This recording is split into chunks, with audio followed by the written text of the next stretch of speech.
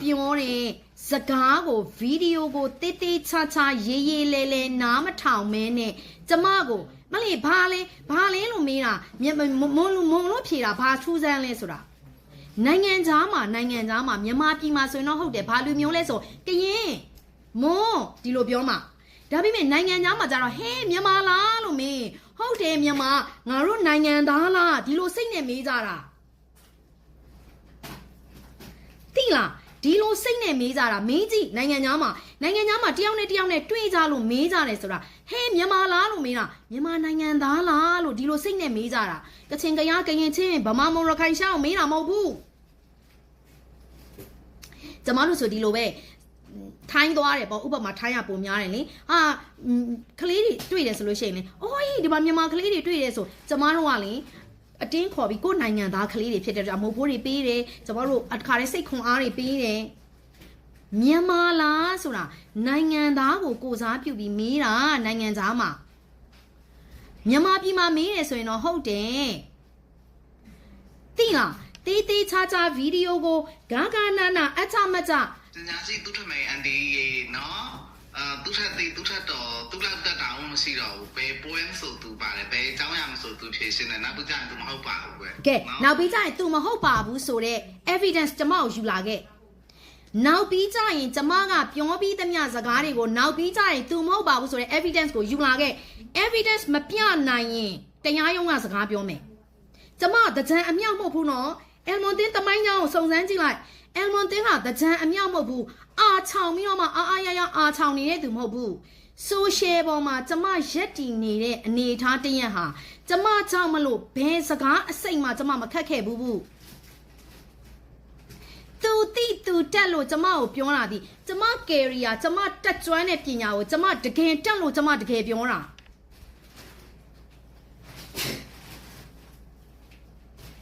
ဟုတ်လားဆိုတော့အချင်းကိုရီကတိကြလို့မလို့အချင်းနေပြောကြလို့မလို့ဆိုလို့ရှိရင်တော့ဗမာလားလို့မင်းတော့ဗမာမဟုတ်ဘူးကချင်ကရင်ချင်းဒီလိုဖြေမှာပေါ့ဟေးမြန်မာလားဟေးမြန်မာလားဆိုရင်နိုင်ငံကိုမေးတာပါလူမျိုးကိုမေးတာမဟုတ်ပါဘူးအဲ့တော့ကျမတို့တွေကဘာဖြစ်လို့လူမျိုးဆွဲတွေအရန်အစွဲကြီးတာလဲဘာဖြစ်လို့လူမျိုးဆွဲတွေအရန်အစွမ်းကြီးတာလဲကျမတို့တွေကအကုန်လုံးတသွေးနဲ့တသားနဲ့တနိုင်ငံထဲမှာနေတဲ့သူတွေပဲမဟုတ်ဘူးလားကျမတို့တရုတ်မှာဆိုလဲလူမျိုးခွဲတွေအများကြီးရှိတယ်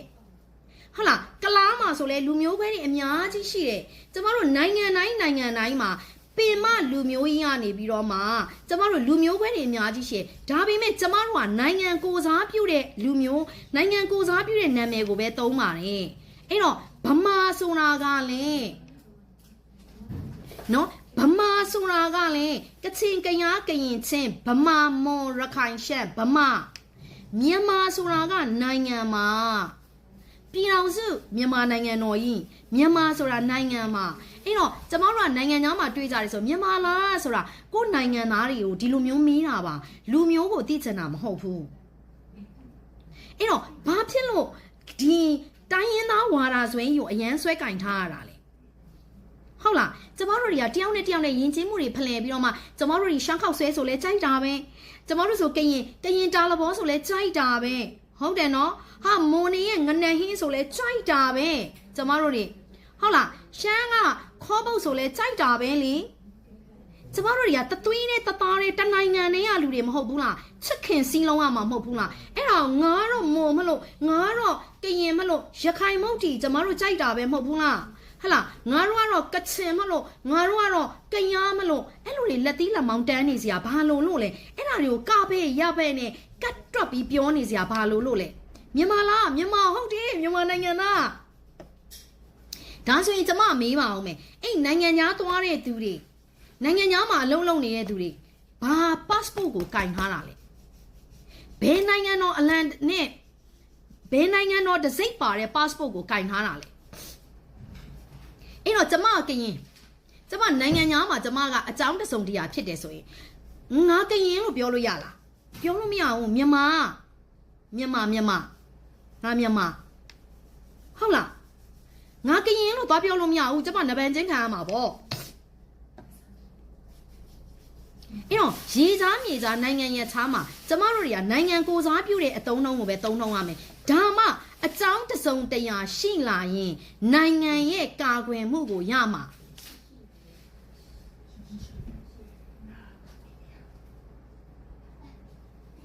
ဟုတ်လားနိုင်ငံရဲ့အကာအကွယ်ကိုရမှာအဲ့တော့ကျမတို့တွေကမွန်ကချင်ကရင်ကညာနိုင်ငံသားမှာပြဿနာတစုံတရာတက်ရင်ဘယ်နိုင်ငံသားအနေနဲ့ပြဿနာဖြေရှင်းရလဲဘယ်နိုင်ငံသားအနေနဲ့နာမည်ဆိုးထွက်လဲမြန်မာနိုင်ငံသားဟုတ်လားရုပ်တရက်နားထောင်လိုက်ရင်မှန်တယ်လို့နဲ့မြန်မာနိုင်ငံသားမုံလူမျိုးဒါပေမဲ့ကျမတို့ကရေစားမြေသားမှာတယောက်နဲ့တယောက်နဲ့မေးကြတယ်ဆိုဟဲ့မြန်မာလားဆိုမြန်မာပဲပေါ့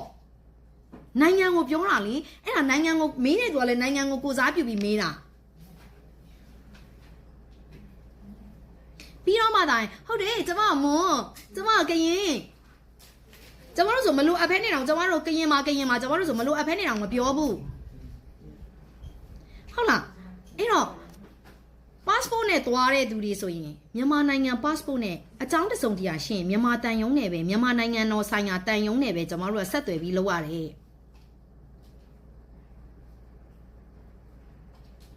ဟုတ်လား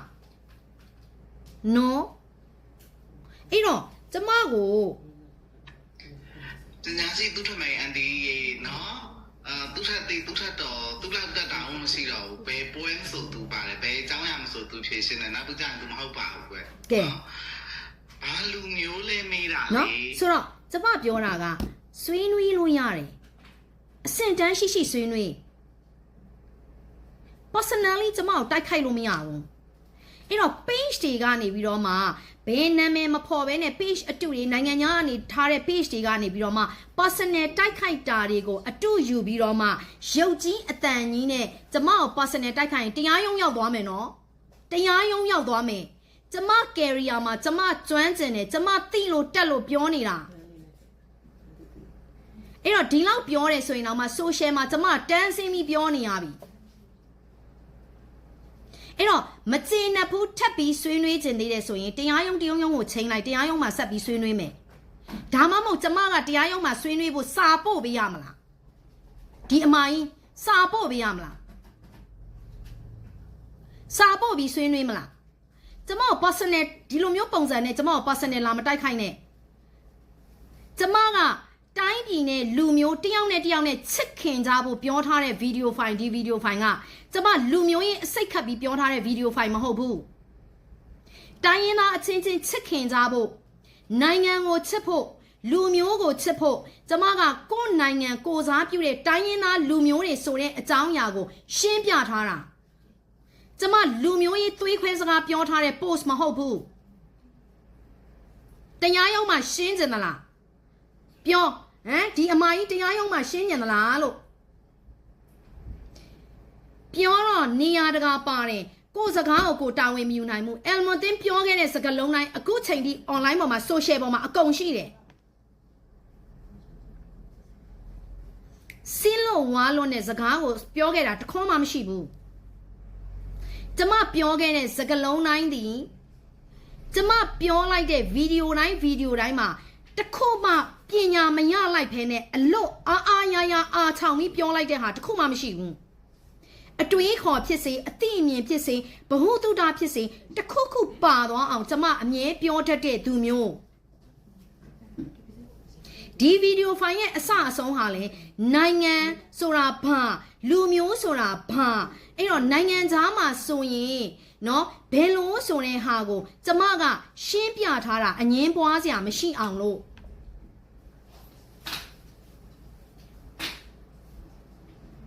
အဲ့လိုမျိုးတစ်ဖက်စွန်းရောက်တေးကြမလို့မူရင်းရေးထားတဲ့စာရေးသူတော်မှပဲသူ့ post ကိုဖျက်လိုက်ရတယ်ဝိုင်းပြီးအဲ့လိုမျိုးတွေဖြစ်လုံးအားကြီးလို့ဒါပေမဲ့ကျမတို့တွေကဘလို့ပဲဖြစ်ဖြစ်အခုဆိုရင်ကလေးတွေနိုင်ငံခြားအရန်သွားတဲ့အချိန်မှာကျမတို့တွေက white ဖြစ်အောင်ကလေးတွေကိုသင်ပေးလိုက်ရမယ်အမြင်ကျင်းမြောင်းလို့မရဘူးအဲ့တော့ဘာပဲဖြစ်ဖြစ်ကျမတို့ကနိုင်ငံကိုကိုစားပြုပြီးဖြည့်တာဒါလင်းကျမတို့ကတစ်ခုခုဖြစ်လာရင်အကာအကွယ်ဒီနိုင်ငံရဲ့အကာအကွယ်ကိုရရှိမယ်တရားဝင်နီးလန်းနဲ့သွားတဲ့သူတွေတရားမဝင်နီးလန်းနဲ့သွားတဲ့သူတွေဟုတ်ပြီလား နော်အဲ့တော့တရားရုံးမှာဖြေရှင်းခြင်းသလားဒါပဲပြောဒီနေ့ကကျမလေးနည်းနည်းလေးပြန်ပြောချင်တာရှိတယ်ကျမပုံမှန်အားဖြင့်ဆိုရင်ဘယ်သူကပဲကျမကိုဘလိန် personal ပေါ့နော်ဟာဘာမိန်းမကြီးညာမိန်းမကြီးဘာမကြီးညာမကြီးဟာ page တွေဟို page တွေဒီ page တွေသူတို့ attention အတွက်တင်နေကြတဲ့ဟာတွေအများကြီးရှိတယ်နော်ဟာသူတို့ Almond သိန်းကိုတင်ရတယ်ဆိုလို့ရှိရင်တခါတည်း view တွေရသွားတယ်ဟာတခါတည်း comment တွေရတယ် react တွေရဆိုသူတို့ပတ်စံရတယ်ကျမကုသိုလ်ရတယ်နော်ကျမကုသိုလ်ရတယ်အဲ့အတွက်ကျမလေကျမကိုကြိုက်တဲ့ page ကကြိုက်တယ်လို့တင်တချို့ဆိုလေတချို့မိန်းမတွေနိုင်ငံရေးအရာပေါ့နော်မုန်းတယ်ဆိုပြီးတချို့မိန်းမတွေဆိုအမလေး Almond သိန်းကိုဖိနဲ့ကြိုက်တော့ပြီးတနေ့အကျိန်900ဆဲမယ်ဆဲကျမပြောတယ်အကျိန်900မဟုတ်ဘူးအကျိန်1000ထိုင်ဆဲနေလိုက်ကျမရဲ့ personal ကျမကိစ္စမရှိဘူးเนาะဆဲဒါအတွက်သူအမုန်းတရားရအတွက်သူဆဲတာ900မဟုတ်ဘူး1000ဆဲ1000မဟုတ်ဘူးတနေ့ကုန်လုံးမလုပ်ဖ ೇನೆ ဆဲကျမဒီလိုပြောတယ်เนาะကျမဟိုဘာမှတုံ့ပြန်တာမျိုးမရှိဘူးဒါပေမဲ့ဒီနေ့ဒီဗီဒီယိုဖိုင်တစ်ခုကိုကျမတုံ့ပြန်ခြင်းတယ်အဲ့တော့ပရိသတ်ကြီးကဒီဗီဒီယိုဖိုင်ကိုအရင်နားထောင်ပေးเนาะဒီဗီဒီယိုဖိုင်ကိုအရင်နားထောင်ပေးပညာရှိသူထမိန်အန်ဒီရေနော်သူထက်သူထက်တော့သူလောက်တက်တာအောင်မရှိတော့ဘူးဘယ်ပွဲမဆိုသူပါတယ်ဘယ်အကြောင်းရမဆိုသူဖြေရှင်းတယ်နောက်ပကြရင်သူမဟုတ်ပါဘူးကွယ်နော်ဘာလူမျိုးလဲမေးတာလေမာရဲ့ဘာလူမျိုးလဲမေးတာလေဘာလူမျိုးလဲမေးလို့မွန်လူမျိုးဖြေတာလေအဲ့ဒါကိုဘာမားတာလဲဘာလူမျိုးလဲကိုမွန်လားတချင်ကြရကရင်ချင်းမွန်ဒီမာရခိုင်ရှမ်းမွန်အမရခိုင်ရှမ်းဘာလူမျိုးလဲမေးကိုယ့်ရဲ့လူမျိုးကိုဖြေရမှာလေဘာနိုင်ငံသားလဲလို့မေးမှမြန်မာနိုင်ငံသားလို့ဖြေရမှာလေအဲ့ဒါဘာတွေဖြစ်နေတာလဲသူ့လောက်တက်တဲ့လူကဘာမှမရှိတော့ဘူးနော်စနေရသည်ပွဲတိုင်းကြော်မမကြီးနော်ဘာလူမျိုးလဲမွန်လူမျိုးဘာနိုင်ငံသားလဲမြန်မာနိုင်ငံသားပြီးပြီလေအဲ့ဒါကိုဘာဖြစ်တာလဲမွန်လူမျိုးဖြစ်တာဘာဖြစ်တာသေသွားမှာမလို့လားပြောလိုက်စမ်းသူ့လောက်တက်โอเคညာစီသူထမိန်အန်ဒီရေနော်โอเคနော်ကျွန်မပြောမယ်နော်အဲ့တော့ဒီဗီဒီယိုဖိုင်ကိုနော်ဒီဗီဒီယိုဖိုင်ကိုဒါကျွန်မပြန်ပြီးရှင်းပြထားတဲ့ဗီဒီယိုဖိုင်ကိုအားလုံးကြည့်ပြီးသားဖြစ်ပါလိမ့်မယ်လို့ကျွန်မကညွှန်လင့်တယ်နော်ဆိုတော့အားလုံးကြည့်ပြီးသားဖြစ်လိမ့်မယ်နိုင်ငံခြားမှာဘာဟဲ့မြန်မာနိုင်ငံမြန်မာလားလို့မေးလိုက်တဲ့ခါမွန်မာလို့ဖြေတာဖြစ်တဲ့ကြောင့်ကျွန်မတို့နိုင်ငံသားတွေဟာနိုင်ငံရဲ့ခြားမှာမြန်မာလားလို့မေးတာဒီနိုင်ငံကိုကိုစားပြုပြီးတော့ပဲမေးတာကျွန်မတို့တွေဟာလူမျိုးကြီးဝါဒကိုသွတ်တွင်းတယ်လို့ပြောရအောင်လေကျွန်မကိုယ်တိုင်ကရင်ဒီဆိုင်ပိုင်ရှင်အမကြီးမွန်နော်အဲ့တော့ကျွန်မတို့နိုင်ငံခြားမှာသွားလို့မြန်မာစကားပြောတဲ့ကြားတယ်ဆိုရင်ဟဲ့မြန်မာလားဆိုမြန်မာလို့ပဲဖြေကြရတယ်အဲ့တော့နိုင်ငံတကာမှာမြန်မာတန်ယုံပဲရှိတယ်သိလားမြန်မာအဲ့တော့မိုမာလို့ပြောတော့ကျမပြောပြမယ်ဒါဒီစကားအစိတ်ခတ်တယ်လို့ခေါ်တယ်ကျမပုံမှန်အားဖြင့်ဆိုရင်ကျမပြန်ပြီးဖြည့်ရှင်းတာမရှိဘူးအဲ့တော့အမကြီးလားအကိုကြီးလားတော့မသိဘူးကျမကိုနေရာတကာပါတယ်အမလေးပါသူ့ထမိန်တွေပါရောညာတွေရောပြောတယ်ကျမဓာတ်ပုံနဲ့ကျမရဲ့ personal ကို attack လုပ်ပြီးတော့မှပြောထားတာဖြစ်တဲ့အတွက်ကြောင့်မလို့တရားဥပဒေအရညှိစွန်းနေပါတယ်โอเคနံပါတ်1အချက်ကျမပြီးမှကြံတဲ့ကိစ္စထပ်ရှင်းမယ်အရင်ဆုံးသူ့ကိုအရင်ပြောလိုက်အောင်မယ်เนาะအဲ့တော့ကျမဓာတ်ပုံရင်ကျမရဲ့ personal career ကိုထိခိုက်စော်ကားတာဖြစ်တဲ့အတွက်ကြောင့်မလို့ဥပဒေနဲ့ညှိစွန်းပါတယ်ကျမတရားစွဲလို့ရတယ်နံပါတ်1အချက်အဲ့တော့ကျမကပြောသမျှစကားတိုင်းကိုပြီးရင် तू မပြောပါဘူးလို့လုပ်တယ်ဆိုတဲ့စကားလုံးကိုကျမကိုအထောက်ထားနဲ့လာပြန်ပြီးတော့မှဖြေရှင်းလက်ဟုတ်ပြီနော်ကျမပြောသမျှစကားလုံးဒီ social ပေါ်မှာ video file နဲ့ video file နဲ့အလိုက်ရှိတယ်ကျမဟာစကားလုံးတိုင်းကို credit အသေးကိုရေနော်ဆိုတော့စကားလုံးတိုင်းကိုကျမကတာဝန်ယူတယ်ကျမပြောခဲ့တဲ့ speech တွေအကုန်လုံးကိုကျမကတာဝန်ယူတယ်ဟုတ်ပြီနော်ဆိုတော့ကျမကို personal attack လုပ်ချင်တယ်ဆိုရင်တီးခြားလို့ဒါကကြတော့လူမျိုးရင်းနဲ့သက်ဆိုင်နေတဲ့ကိစ္စကျမဖြည့်ရှင်းထားတဲ့ဗီဒီယိုကျမပြောထားတဲ့ဗီဒီယိုကိုအစအဆုံးတေးသေးချာချာကြည့်ပြီးတော့မှလာပြောအဲ့တော့လူမျိုးဆွဲဝါတာဆွဲနဲ့ခလေးတွေကိုဒုက္ခရောက်အောင်မလုပ်နဲ့နိုင်ငံရခြားမှာခလေးတွေကိုဒုက္ခရောက်အောင်မလုပ်နဲ့ကျမမြန်မာပြည်တွေကကိစ္စကိုပြောတာမဟုတ်ဘူးကျမနိုင်ငံခြားကကိစ္စကိုပြောထားတဲ့ဗီဒီယိုဖိုင်ဒီဗီဒီယိုဖိုင်ဟာဟုတ်ပြီနော်အဲ့တော့ကျမကို personal attack လုပ်ပြီးတော့မှကျမရဲ့ဓာတ်ပုံကျမရဲ့နာမည်နဲ့ကျမကိုမိုင်ရိုင်းစော်ကားထားတာကိုကျမတရားစွဲလို့ရတယ် နော် သူထက်တီသူထက်တော့သူလောက်တက်တာမှမရှိတော့ဘူးဘယ်ပွဲဆိုသူပါတယ်ဘယ်အကြောင်း ကျမတက်ပါတယ်လို့ကျမပြောခဲ့ဘူးသလားကျမသိပါတယ်ကျမတက်ပါတယ်လို့ပြောခဲ့ဘူးသလားကျမ career မှာကျမနားလေသလားကျမသိသလားကိုကျမအမြဲတမ်း caring လုပ်တယ် sharing လုပ်တယ်လို့ကျမပြောခဲ့သားပြီးသားဟုတ်တယ်နော်ကျမသိကျမတက်ပါတယ်လို့ဘယ်တုန်းကပြောခဲ့ဘူးလဲကျမသိကျမတက်ပါတယ်လို့ပြောခဲ့ဘူးတဲ့ဗီဒီယိုဖိုင်ရှင်းယူလာခဲ့အေးတိတဲ့တက်တဲ့ဟာတွေပြောတဲ့ဟာတွေဒီလေတိလို့တက်လို့ပြောတာအာချောင်ပြီးပြောတာမဟုတ်ဘူးအဲ့တော့နေရာတကာပါတယ် attention လို့ကျင်လို့နေရာတကာပါတယ်ပြောအောင်လေဒီအမကြီးရဲ့ဝေါ်ထဲကိုဝင်ကြည့်လိုက်တဲ့အချိန်မှာအမကြီးကအကိုကြီးလားမသိဘူးဝေါ်ထဲကိုဝင်ကြည့်လိုက်တဲ့အချိန်မှာ Elmon Thin နာမည် Elmon Thin ဓာတ်ပုံကိုသုံးတော့မှ view ရတာ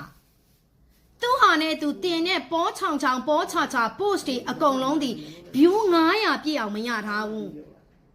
အဲ့တော့ကျမတို့နေရာတကာပါတယ်ပြောအောင်လဲသူ့ဝေါ်ထဲဝင်ကြည့်လိုက်တော့သူများအိမ်တောင်ကွဲတဲ့စာချုပ်ကအစ attention လိုချင်လို့တင်ထားတဲ့မိန်းမစားမျိုးဟုတ်ပြီနော်ဆွေးနွေးလို့ရတဲ့အကြောင်းအရာတစ်ခုကိုဒါပေမဲ့တပားသူကိုပုတ်ခတ်တိုက်ခိုက်လို့မရဘူးကျမပြောတဲ့အကြောင်းအရာမှားတယ်ဆိုဒီအကြောင်းအရာပေါ်မှာအချက်အလက်ခိုင်မာမာနဲ့ပြောဆိုဆွေးနွေးလို့ရတယ် welcome ကျမလည်းဘယ်တော့မဆိုအကြောင်းချင်းရာတွေမှန်သမျှကိုနိုင်ငံမှာဖြစ်ပျက်နေတဲ့အကြောင်းအရာတွေမှန်သမျှကိုကျမအချက်နဲ့အလက်နဲ့အစင်တန်းမြင့်မြင့်ကျမပြောဆိုဆွေးနွေးတယ်ကျမ personal စိုက်ဆဲဆိုမိုက်ရိုင်းပြီးတော့မှကျမပြောခဲ့တာမျိုးကျမဗီဒီယိုဖိုင်တွေမှာပြန်ကြည့်လိုက်တခုမှမရှိဘူးကျမပြောတဲ့စကားလုံးတိုင်းကိုပြီးရင် तू မပြောပါဘူးလို့ပြောဦးမယ်ဆိုတာဘယ်တုန်းကကျမပြောခဲ့ပြီးသားစကားလုံးတွေကိုမပြောပါဘူးလို့ညင်းခဲ့တဲ့အကြောင်းအရာရှိသလားပြောဆိုဆွေးနွေးလို့ရတယ်မိုင်ရိုင်းစော်ကားခွင့်မရှိဘူးဟုတ်တယ်နော်ကျမရဲ့ဓာတ်ပုံကျမရဲ့နာမည်နဲ့ကျမကိုမိုင်ရိုင်းစော်ကားထားတာပြီးတော့ဒါသည်လူမျိုးရေးနိုင်ငံရေးကိစ္စစကားအစိတ်ခတ်နေတဲ့ကိစ္စလူမျိုးဆွဲကိုတိုက်တွန်းနေတဲ့ကိစ္စဖြည့်ရှင်းခြင်းနဲ့ဆိုရင်နိုင်ငံတော်အဆင့်တရားရုံးမှာဥတိုက်လျှောက်ပြီးတော့မှဘယ်သူမှန်လဲဘယ်သူမှားလဲဆိုတာကိုဖြည့်ရှင်းမလားဆန္ဒရှိနေဆိုရင်စိန်ခေါ်လိုက်နိုင်ငံတော်အဆင့်တရားရုံးမှာတွေးဆုံဆွေးနွေးပြီးတော့မှကျမရှင်းပြချက်ကမှန်သလားရှင်းရဲ့ရှင်းပြချက်ကမှန်သလားဆိုတာကိုပြောဆိုဆွေးနွေးမယ်ရှင်းမယ်ဟုတ်ပြီလားအဲ့တော့ကျမပြောချင်တာကနိုင်ငံခြားမှာကလေးတွေဟာအလုတ်သွားလောက်ကြတယ်ဆိုရင်ဟဲ့မြန်မာလားဆိုရင်ဟုတ်တယ်မြန်မာလို့ပြောရတယ်မြန်မာလို့ပဲဖြေရတယ်မြန်မာလို့ပြောရင်တော့မှ international ကတချို့သောတိုင်းပြည်တွေကမြန်မာဘယ်မှာလဲ where are you from ဆိုဘယ်မှာလဲမြန်မာလို့ပြောရင်မြန်မာဘယ်မှာလဲမြန်မာနိုင်ငံကဘယ်ဟာလဲလို့မသိဘူး near Thailand ဆိုတော့မှပဲအော်ဆိုပြီးဖြစ်တာအော်ဆိုတာတကယ်သိတာလားမသိတာလားမသိဘူးအဲ့တော့နိုင်ငံခြားကိုသွားတာ passport မှာဘယ်နိုင်ငံရဲ့ passport နဲ့သွားတာလဲနိုင်ငံကိုစားပြုမြန်မာနိုင်ငံအောက်ကနေသွားရတာအဲ့တော့ခလေးတွေကိုအစိတ်မခတ်နဲ့အစွန်းရောက်တွေမတင်ပေးနဲ့မြန်မာပြည်ထဲမှာမေးတာမဟုတ်ဘူးနိုင်ငံခြားမှာမေးတာ